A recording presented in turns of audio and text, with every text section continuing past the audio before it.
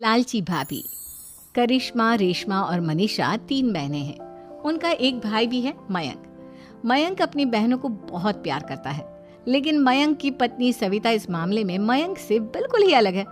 वो अपनी ननदों का जितना बुरा कर सकती है उतना बुरा करती ही रहती है और अपनी ननदों पर हुक्म भी चलाती है। करिश्मा, करिश्मा, तुमने अभी तक नाश्ता नहीं बनाया? तुम्हारे भैया को ऑफिस जाने में देर हो रही है। हाँ भाभी, बस अभी बनाती हूँ। करिश्मा, तुम ये ढीलापन छोड़ दो। कल को पराये घर जाना है। वहाँ अगर तुम इस तरह से काम करोगी तो लोग क्या कहेंगे कि माँ ने और भाभी ने कुछ सिखाया नहीं। और तुम्हारी दोनों बहनें कहाँ हैं? अब रेशमा मार्केट गई है और मनीषा सो रही है। क्या? सुबह के 8 बज रहे हैं और ये महारानी अभी भी सो रही है? ये कहते हुए सविता अपनी सास दुर्गा देवी के पास जाती है। माँ जी, देख रही हो अपनी बेटियों के तौर तरीके? क्या हुआ बहू, सुबह सुबह क्या कर दिया मेरी बेटियों ने? अरे एक तो अभी अभी उठकर किचन में गई है, दूसरी सुबह सुबह बाहर चली गई और तीसरी अभी तक सो रही है। क्या करूं मैं इन तीनों का? मैं तो परेशान हो गई हूँ। जा जाकर उठा उसे और रेशमा से मैं बात करती हूँ। सविता सीधा मनीषा के कमरे में जाती है और उससे कहती है, महारानी जल्दी उठो, सूरज सर पर आ गया है। भाभी थोड़ी देर और सोने दो ना, मैं रात को लेट सोई थी। वो क्या ना, यूनिट टेस्ट चल रहे हैं। शराफत से उठती है या नहीं, या फिर पानी की भरी बाल्टी डालूं तेरे ऊपर? नहीं नहीं भाभी, मुझे बिस्तर में नहीं नहाना, उठती हूँ मैं। मनीषा जल्दी से उठकर बाथरूम में चली जाती है। सभी आराम से बैठकर नाश्ता कर रहे होते कि तभी रेशमा बाजार से हाथ में सामान लिए आ जाती है। रेशमा को देखते ही सविता उस पर बरस पड़ती है। लो, आ गई महारानी। ऐसा भी क्या सामान लाना था जो सुबह आंख मलते ही बाजार की तरफ रवाना हो गई? भाभी, कल आप ही तो चीख रही थी कि घर का सारा सामान मुझे ही लाना पड़ता है, घर में किसी को भी किसी काम से कोई लेना देना नहीं है। अब मैं बाजार जाकर सामान ले आई तो आपको इस बात से भी तकलीफ हो रही है? देख रही हो माँ जी, अपनी बेटी की जुबान कैंची से भी तेज चलती है। और मयंक, आप तो कुछ कहेंगे नहीं अपनी लाडली बहन को? रेशमा, अपनी भाभी से ऐसे बात नहीं करते। चलो माफी मांगो। भैया, मैं क्यों माफी मांगू? आप भाभी से बोलिए ना कि हम पर कम हुक्म चलाया करे। हम इस घर की बेटियां हैं और आपकी पत्नी की ननद है, नौकरानी नहीं। लो कर लो बात। इनकी भलाई के लिए कुछ भी बोलो तो इन्हें बुरा लग जाता है। इस घर में यही इज्जत है मेरी। देख लो माँ जी, आपकी बेटी किस लहजे में मुझसे बात कर रही है। सविता वहाँ से चली जाती है। मयंक को बहुत गुस्सा आता है, वो भी वहाँ से चला जाता है। फिर करिश्मा रेशमा को समझाती है, रेशमा, तुम्हें भाभी से माफी मांग लेनी चाहिए थी ना। लेकिन दीदी, मैंने कुछ किया ही नहीं, तो मैं माफी क्यों मांगू? हाँ करिश्मा दीदी, रेशमा दीदी जैसे ही घर में आई, भाभी ही उन पर चिल्ला रही थी। हाँ, मैं मानती हूँ कि गलती भाभी की थी। मैं तो इसलिए बोल रही हूँ कि भाभी ने माँ को तो पूरी तरह अपने वश में कर लिया है। वो हमारी बात सुनती ही नहीं। मयंक भैया हमारे लिए हमेशा खड़े रहते हैं, इसलिए उनकी बात का मान तो तुम्हें रखना चाहिए था ना।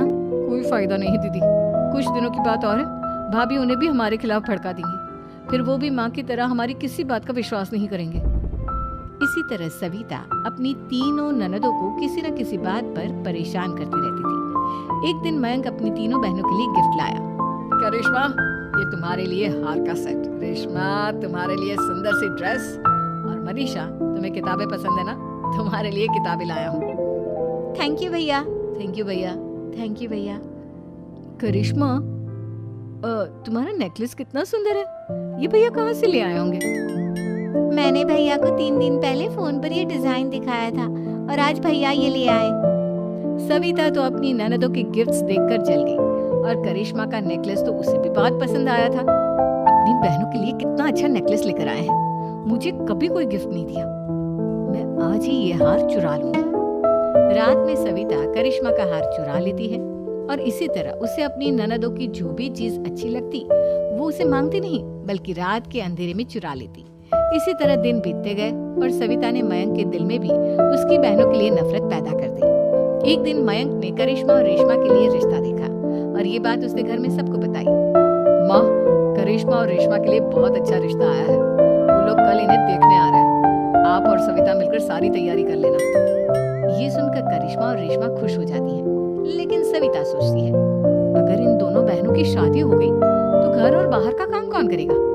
मनीषा तो एक नंबर की कामचोर है, उससे तो किसी बात की उम्मीद लगाना ही बेकार है। मुझे इस शादी को रोकना होगा। अगले दिन सभी लड़के वालों के स्वागत की तैयारी करने में लगे होते हैं। तभी मयंक अपनी बहनों से आकर कहता है, तैयार हो गई तुम दोनों? देखो दोनों लड़के बहुत अच्छे हैं, मैं कोई कसर नहीं छोड़ना चाहता, इसलिए तुम उनके सामने अच्छे से बिहेव करना और अपनी भाभी से लड़ने मत लग जाना। करिश्मा, तुम वो नेकलेस पहन लो ना जो मैं तुम्हारे लिए लाया था। भैया मैं बहुत देर से वो नेकलेस ढूंढ रही हूँ, लेकिन मुझे मिल ही नहीं रहा। क्या तुमने नेकलेस खो दिया? तुम्हें पता भी है वो कितना महंगा था? तुम कोई काम ढंग से नहीं कर सकती। मयंक गुस्से में वहां से चला जाता है। थोड़ी देर बाद लड़के वाले भी आ जाते हैं। वो दोनों बहनों को पसंद कर लेते हैं और रिश्ता पक्का हो जाता है।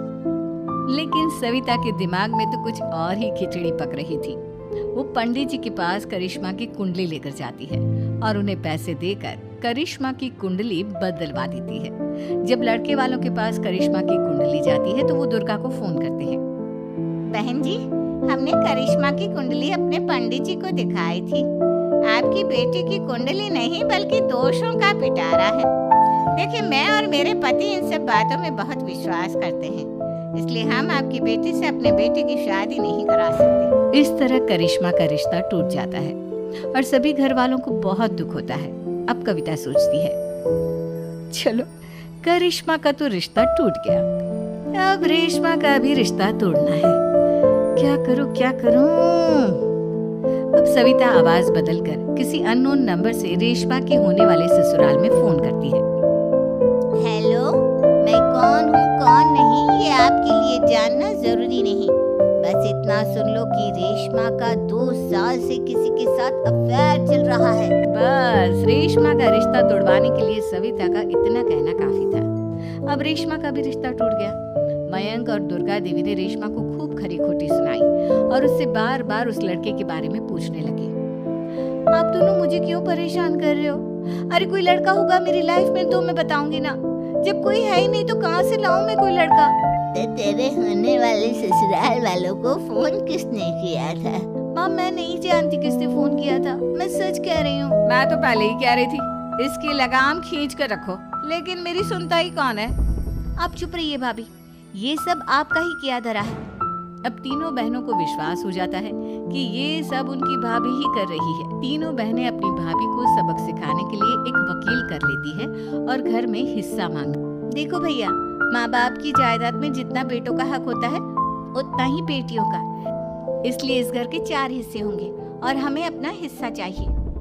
मैंने तुम्हारे लिए क्या क्या नहीं किया और तुम इस घर में हिस्सा मांग रही हो? भैया, आप और माँ हम बहनों की कोई बात नहीं सुनते हो और भाभी हमारी शादी नहीं होने देगी क्योंकि उन्हें लगता है कि आप हमारी शादी में ज्यादा पैसा लगाओगे और उन्हें हम जैसी फ्री की नौकरानी कहाँ मिलेगी। तो हम भाभी के साथ तो रह नहीं सकते, हम बहनों को अपना हिस्सा चाहिए। अरे तुम्हें शर्म आनी चाहिए अपनी भाभी पर ऐसा इल्जाम लगाते हुए। वो तुम्हारे बारे में कितना सोचती है। हाँ माँ, भाभी हमारे बारे में बहुत सोचती है, दिन रात बस यही सोचती रहती है कि किस तरह से अपनी तीनों ननदों को परेशान करूं और कभी मुझे पढ़ने भी नहीं देती। दोनों बहनों का रिश्ता भी तो इन्होंने ही तोड़वाया है और रात में हमारे कमरे में आकर हमारी चीजें भी चुराती हैं। इसी तरह सविता की तीनों ननदें अपनी बात पर अड़ी रही। अब कोर्ट में तारीख भी शुरू हो गई। जब सविता को लगा कि उसकी तीनों ननद इतनी आसानी से नहीं मानने वाली, तो उसने अपने पति और सास को सारी सच्चाई बता दी और अपनी तीनों ननद से माफी मांगी। मयंक और दुर्गा को भी अपनी गलती का एहसास हो गया। अब सविता खुद करिश्मा और रेशमा के लिए अच्छा रिश्ता ढूंढती है और उनकी शादी करवाती है।